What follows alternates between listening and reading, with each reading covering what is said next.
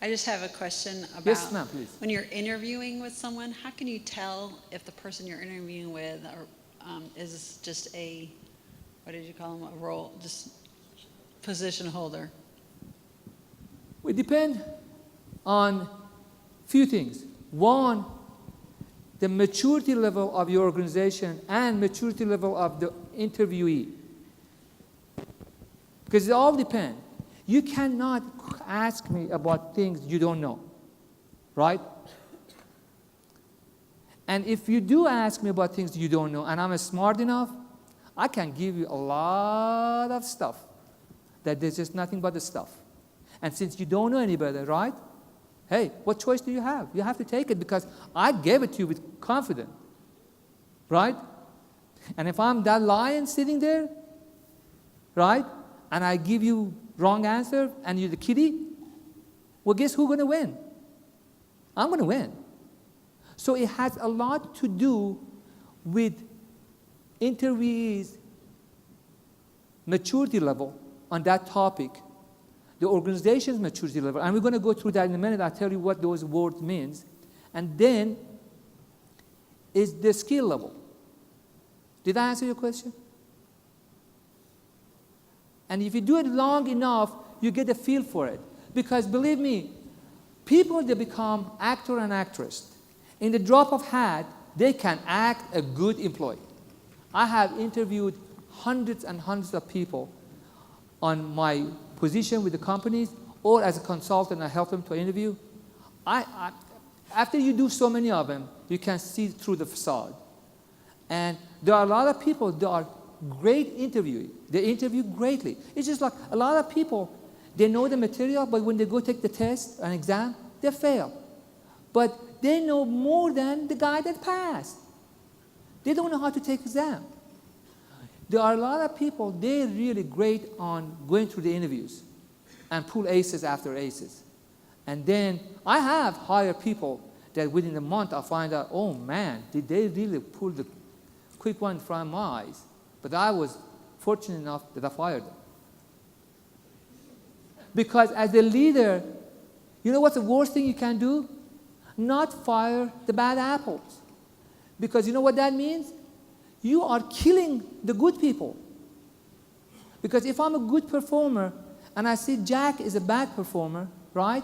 And you don't know the difference, what are you telling me? You're encouraging me to not to do a good job. Because, hey, you don't know any better. So, any other question? In my experience, finding a mentor, or finding that person that I respect, I often ask them, hey, do you mind going out to lunch? I'd like to get to know a little bit about your experience in like professional development type stuff. Right. In my experience, those lions that I gravitate to are usually always open for mentorship. Do you think that that is common between lions and maybe cats?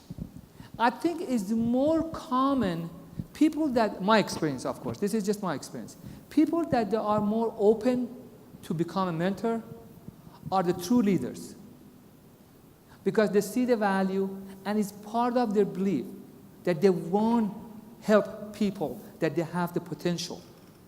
And another thing is, somehow we got this message wrong in this country, that we have to have a assigned mentor. My mentor is somebody that if he sees me in the street, he would not recognize me. Left? Oh my God. Time flies when you have a good time. So, you can have someone that you know has all the qualities that you like to be your mentor without it being mentor. My mentor, it has been always, and I follow him on the news, I follow him anywhere I can, is Fred Smith. Now, I had the privilege, and I really mean that, I don't work for them anymore, so I don't care. When I was working for them, they probably thought, well, because I work for them. But I don't. He is my mentor. Fred Smith is my mentor because I was just told I have 10 minutes left, so I had so many other examples that I was trying to share. But that how great he is. He is really wonderful. He would used to come on the projects in early morning or after work, in the afternoon, like 5, 6, 7 o'clock, because we were like working 24 hours on that project. And he would sit on the floor, work side by us. And if you look at his salary even today, he's probably among the lowest salary CEO.